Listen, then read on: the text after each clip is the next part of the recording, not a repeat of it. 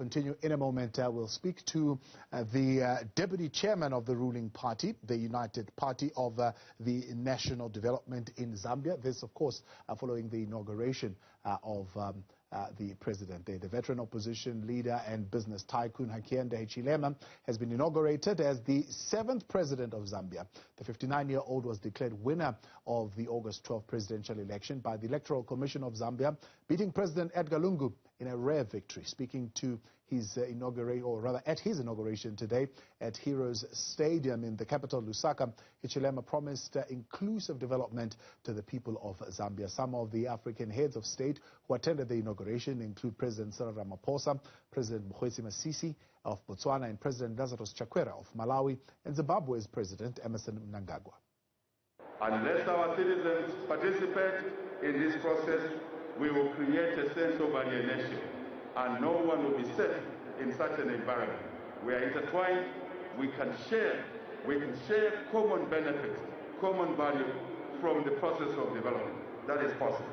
It just needs a clever and smart way of mixing it up, and we will do that. Staying with that story, I'm joined now by the Deputy Chairperson of the United Party for National Development, Mulambo Haimbe. Mulambo, congratulations, and once again, and thank you very much for joining us. By the way, I want you to make a commitment tonight here on the show that you are going to bring the President to come and talk to us at some point. Oh yes, most definitely.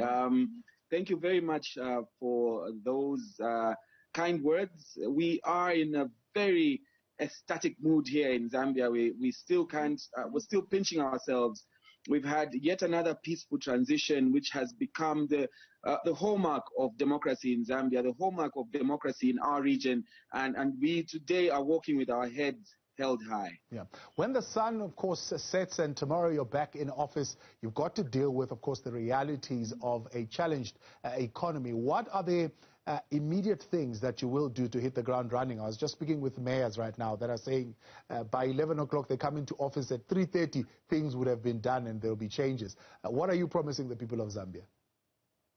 I think the very start is to find, as President Hichilema already hinted, the appropriate mix of not only the human resource that's required to deliver a transitionary Zambia, but also to ensure that we put in place people that have the relevant knowledge, the skill set to be able to do all that has been promised. Amongst the promises from a regional perspective is that the President has talked about increasing trade amongst the other countries in the sub-region. And to be able to do that, you have to have a keen understanding of the sub-region. Of course, we understand that at a macro and microeconomic level, the economy becomes the precedent, the most important, starting point of doing anything that we must do. And I would expect that the President will now be spending a couple of sleepless nights to set up his cabinet, to set up his team, working team, so that we begin to walk the talk rather than simply talk about these issues. Some have raised questions around the party's invitation to opposition parties in various countries, including here in South Africa. What's the thinking around that tactic? I think we are at a point in the region where democracy must be about sharing these responsibilities. Opposition leaders, as everyone will know, equally share in the process of governance, and so we are now walking the necessary path, the necessary journey to ensuring that politics is not about seeming enmity, if I may call it that, as we've seen in the past, but rather about working together, winning together.